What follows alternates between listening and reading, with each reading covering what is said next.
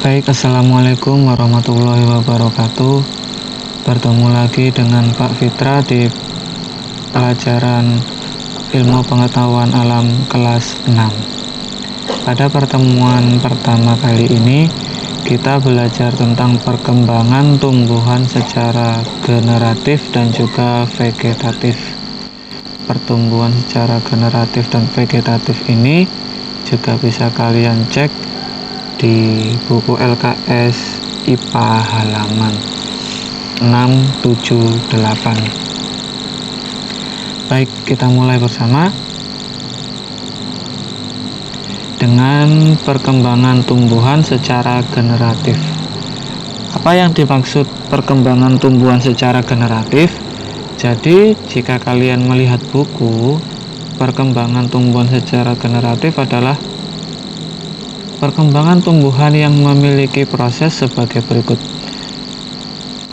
Terjadi dengan adanya penyerbukan dan juga pembuahan. Apa yang dimaksud penyerbukan dan pembuahan? Oke. Penyerbukan ini terjadi saat melekatnya atau jatuhnya benang sari ke kepala putih. Anak-anak mohon diingat ya, alat kelamin dari tumbuhan yang jantan itu adalah benang sari. Alat kelamin jantan. Dan juga yang betina adalah kepala putih. Alat kelamin betina.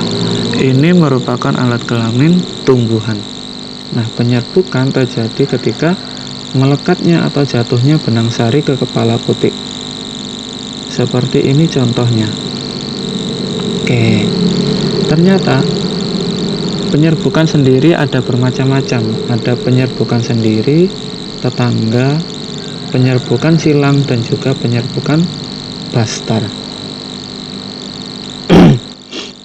Yang pertama, penyerbukan sendiri. Jadi, dalam satu tumbuhan, benang sari jatuh ke kepala putih. Ini penyerbukan sendiri. Penyerbukan tetangga dalam satu tumbuhan tapi bunganya berbeda. Jadi benang sari jatuh di kepala putih milik bunga tetangganya. Kemudian penyerbukan silang. Penyerbukan silang ini terjadi ketika benang sari jatuh pada bunga yang berbeda tapi jenisnya sama. Ini misalnya bunga sepatu. Bunga sepatu 1 dan juga bunga sepatu 2. Ini benang sari bunga sepatu 1 jatuh ke kepala putih. Benang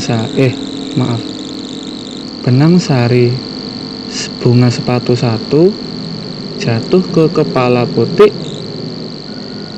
bunga sepatu 2. Kemudian benang sari bunga sepatu 2 jatuh ke kepala putih bunga sepatu 1. Itu merupakan penyerbukan silang. Kemudian penyerbukan bastar. Penyerbukan bastar adalah penyerbukan dari bunga yang berbeda tapi pada famili yang sama. Jadi misal bunga sepatu dan juga bunga mawar, seperti itu. Benang sari bunga sepatu jatuh ke kepala putih bunga mawar. Itu salah satu contoh penyerbukan bastar. Kemudian pembuahan ini bagaimana? Pak Fitra hapus dulu.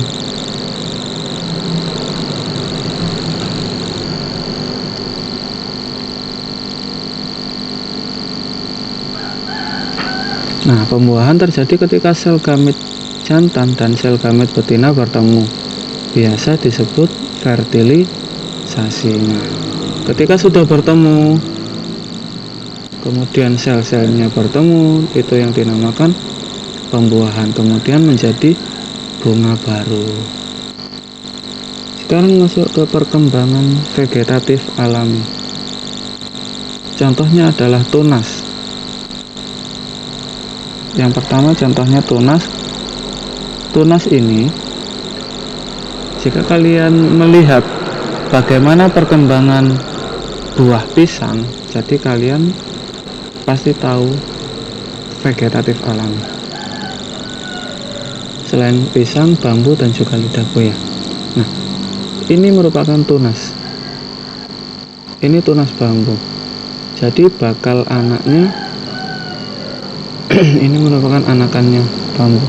Nah, tunas ini adalah kuncup baru di sekitar tumbuhan-tumbuhan tersebut. Selain bambu, ada juga pisang dan juga lidah buaya. Ini contoh tunas. Kemudian umbi lapis. Umbi lapis ini contohnya bawang merah. Ternyata umbi lapis itu adalah daun yang menebal.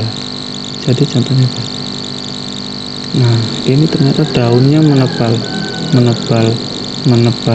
menjadi berlapis-lapis yang dinamakan umbi lapis. Contohnya adalah bawang merah. Seperti ini. Bisa dilihat, ini adalah daun, kemudian menebal lagi, kemudian menebal lagi, menebal sampai menjadi bawang merah. Kemudian umbi batang. Umbi batang adalah contohnya kentang. Umbi batang ini terjadi cadangan makanannya itu terbentuk atau disimpan di batang. Contohnya adalah kentang. Ini dilihat. Jadi kentang ini merupakan batang dari tumbuhan. Nah, kemudian ternyata batangnya itu digunakan untuk cadangan makanan. Kentang ini bisa dimakan. Kemudian umbi akar.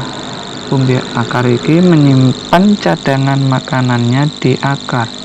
Contohnya apa? Ketela pohon. Nah, yang bisa kita makan adalah akarnya.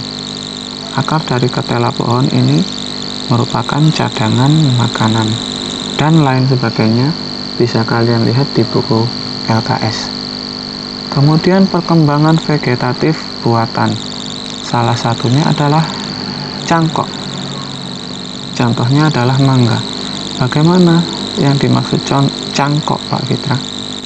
Nih, jadi membuat akar pada ranting dari sebuah pohon. Ini contohnya pohon mangga ya. Membuat akar baru pada sebuah ranting dengan meletakkan ini tanah, kemudian diikat sampai terbentuknya akar. Nah, ketika sudah mulai tumbuh akar, kemudian akarnya tumbuh ini ya, ini dipotong kemudian ditanam.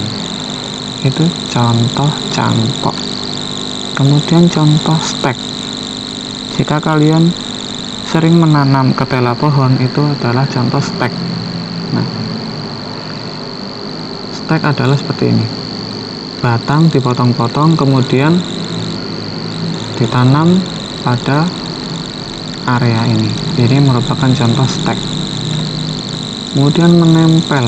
Maksudnya apa menempel, Pak Fitra? Nah, ini. Jadi misal Pak Fitra punya durian Musang King dan juga durian Bangkok. Pak Fitra ingin menyatukan ke dua buah durian ini. Ini batang Musang King, ini batang durian Bangkok.